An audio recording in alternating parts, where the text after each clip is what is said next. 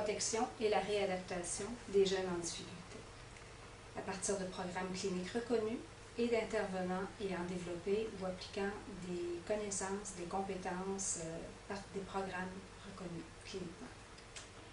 Depuis 3 ans maintenant, il y a 5 centres jeunesse du Québec, soit Québec Institut universitaire, Montérégie, Saguenay-Lac-Saint-Jean, Estrie et Gaspésie-les-Îles, ainsi que 5 régions, 5 IRTS français, ceux de Poitou-Charentes, de Bretagne, Basse-Normandie, de Lorraine et de l'île de la Réunion. On a un projet commun pour du partenariat plus pointu quant aux clientèles qu'on dessert. Alors, ces projets-là sont d'une durée encore d'au moins 2 ans et permettent la mobilité d'étudiants, d'usagers, d'intervenants. La recherche-action également vise la reconnaissance des compétences et des qualifications des gens qui travaillent dans le secteur psychosocial et de réadaptation. On a, dans ce contexte-là, identifié qu'on aurait avantage, lorsqu'on parle de mobilité d'étudiants, à accueillir au Québec des étudiants des IRTS qui ont déjà suivi un programme et qui ont à faire un stage dans leur champ de pratique pour travailler auprès de nos clientèles. Ce qu'on souhaite, c'est d'avoir des intervenants, des étudiants qui ont une particularité, un intérêt pour les pratiques novatrices, des pratiques qui se travaillent auprès des jeunes, qui n'ont pas peur du dépaysement un petit peu parce que souvent d'un pays à l'autre, et c'est le cas pour la France et le Québec, il y a des pratiques sociales un petit peu différentes, mais on veut tous la protection de nos enfants. On veut tous que nos enfants reçoivent des bons services. Alors, nous, on cherche des étudiants qui sont intéressés à faire des stages dans des milieux où il y a le travail d'équipe qui est une préoccupation, mais surtout pour garder des enfants dans des conditions de vie intéressantes, aider les parents à développer leurs compétences, travailler le plus près possible du milieu familial et favoriser un retour pour ceux qui doivent s'en sortir. Alors, pour ceux qui ont un intérêt à ce niveau-là, nous sommes très accueillants et bienvenue au Québec.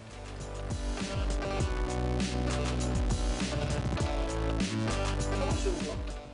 Au Canada et au Québec, des lois particulières ont été adoptées concernant les mineurs de moins de 18 ans. Il s'agit des lois suivantes. La loi sur la protection de la jeunesse, qui intervient lorsque la sécurité et le développement d'un enfant sont compromis. La loi sur le système de justice pénale, qui s'applique lorsque des adolescents de 12 ans et plus contreviennent aux lois et commettent des infractions. Et finalement, en dernier lieu, le Code civil du Québec en matière d'adoption. Bien que non spécifique aux enfants, la loi sur les services de santé et les services sociaux s'applique également à eux et à la population en général. Au niveau judiciaire, un tribunal spécialisé est chargé de siéger afin d'entendre toutes les causes impliquant les enfants. Il s'agit ici de la Cour du Québec, Chambre de la jeunesse. Le rôle de ce tribunal est d'entendre de façon impartiale la version de chacune des parties impliquées dans les dossiers soumis à la Cour. Chacune de ces parties, soit l'État, l'enfant et ses parents, sont généralement représentés par des procureurs, dont le devoir est de veiller à ce que le point de vue respectif de leurs clients soit bien entendu et, par la suite, de plaider en conséquence. Il s'agit d'un débat contradictoire, où le tribunal, en dernier lieu, tranchera selon la preuve. Cette décision sera toujours prise en utilisant comme critère la primauté du droit de l'enfant. En matière de protection de l'enfance, devant la Cour, l'autorité compétente, soit le directeur de la protection de la jeunesse, a donc l'obligation de transposer ses convictions cliniques, psychosociales et de réadaptation dans le respect du cadre judiciaire et ainsi d'en convaincre le juge afin d'assurer la protection d'un enfant. Les centres jeunesse offre des milieux de stage très intéressants aux étudiants en travail social et en éducation spécialisée. Chaque centre jeunesse a une programmation d'intervention clinique diversifiée. L'étudiant intéressé par un tel stage au Québec pourra consulter le site Web de ces établissements pour en savoir davantage sur leur milieu et ce qu'ils peuvent lui offrir dans son parcours d'apprentissage.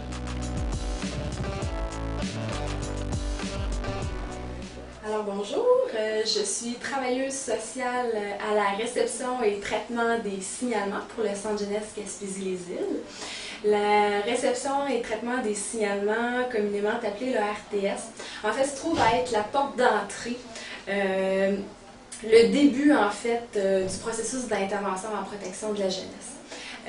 Donc, la réception-traitement des signalements a la responsabilité de recevoir et de traiter tout signalement pour un territoire visé en vertu de la loi sur la protection de la jeunesse pour déterminer si la sécurité ou le développement de l'enfant est ou peut être compromis et d'en prioriser l'évaluation. En fait, lorsqu'on parle de priorisation de signalement, c'est que lorsqu'on retient un signalement, il y a 3 codes.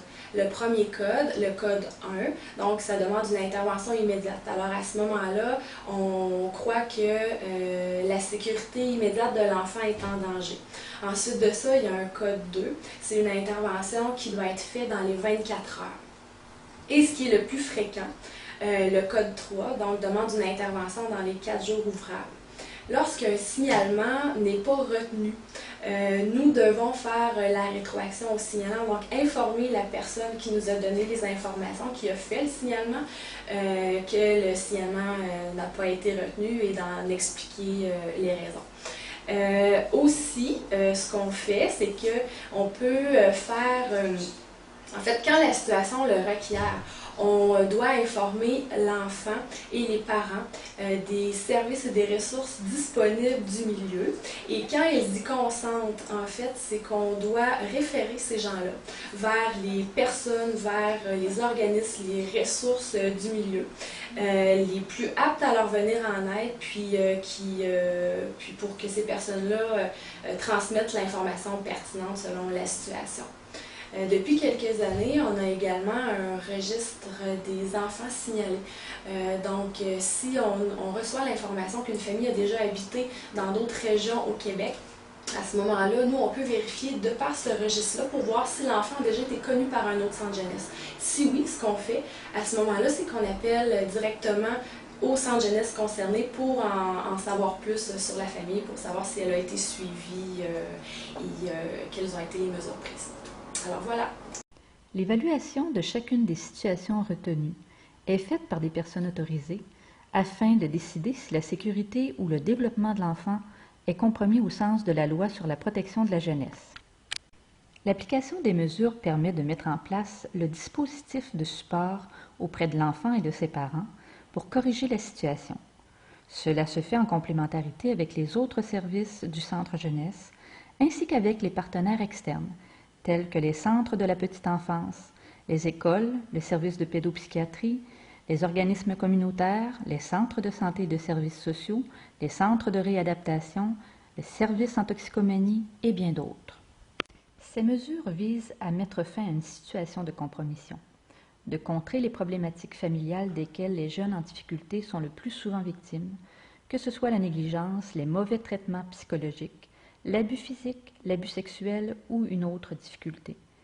Accroître les habiletés sociales et adaptatives du jeune en difficulté, d'accroître les compétences et habiletés parentales, de réduire les séquelles générées par les difficultés familiales sur le développement des jeunes en difficulté, permettre au besoin à un enfant ou un adolescent de se développer avec stabilité dans un milieu substitut.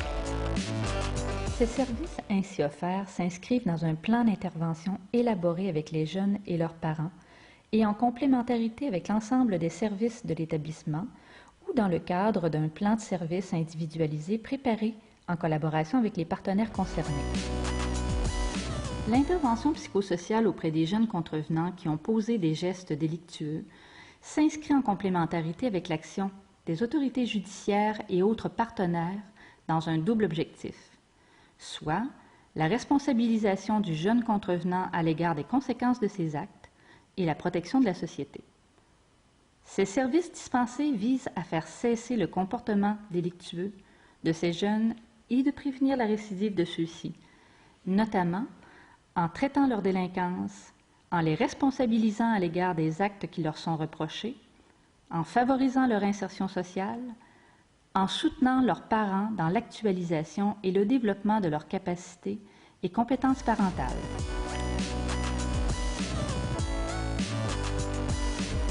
L'intervention de réadaptation en milieu de vie repose sur l'approche psychoéducative associée à l'approche psychosociale afin d'accroître et d'intensifier l'offre de services aux jeunes et à leurs familles. C'est une intervention spécialisée située dans le temps et dont les objectifs sont convenus avec le jeune, ses parents ou le milieu de vie substitut.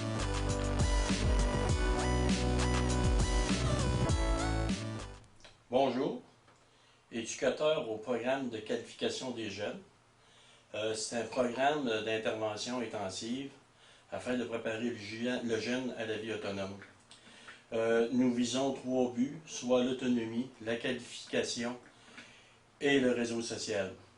La clientèle ciblée, c'est les jeunes qui ont connu de longues périodes de placement. C'est les jeunes qui n'ont pas de possibilité de retour dans le milieu familial. Ces jeunes nous sont référés par le travailleur social. En complémentarité avec les services psychosociaux et parfois avec les services de réadaptation en milieu de vie, les éducateurs en unité de réadaptation dispensent des services spécialisés auprès des jeunes nécessitant un encadrement physique plus structuré afin de favoriser la reprise ou la poursuite de leur développement ainsi que le rétablissement d'un équilibre avec le milieu de vie familial ou le milieu de vie substitut. Les principales caractéristiques des services internes de réadaptation, ce sont des milieux de vie avec des particularités relatives à l'encadrement professionnel et dynamique, de même que l'encadrement statique, le tout adapté aux besoins et difficultés des adolescents qui y sont admis. Différentes activités individuelles et de groupe sont offertes à des fins développementales et cliniques. Le vécu partagé entre l'adolescent et ses parents est utilisé comme levier d'intervention également.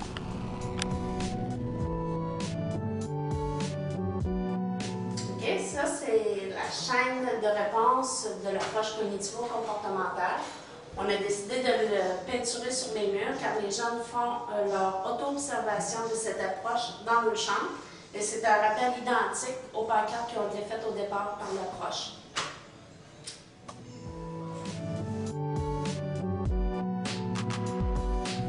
Ici, c'est le scolaire. Les jeunes montent pour leur classe. Chaque jeune a sa classe, vu que le programme est plus individualisé. Fait qu'ils sont plus séparés pour avoir plus la chance de travailler en paix.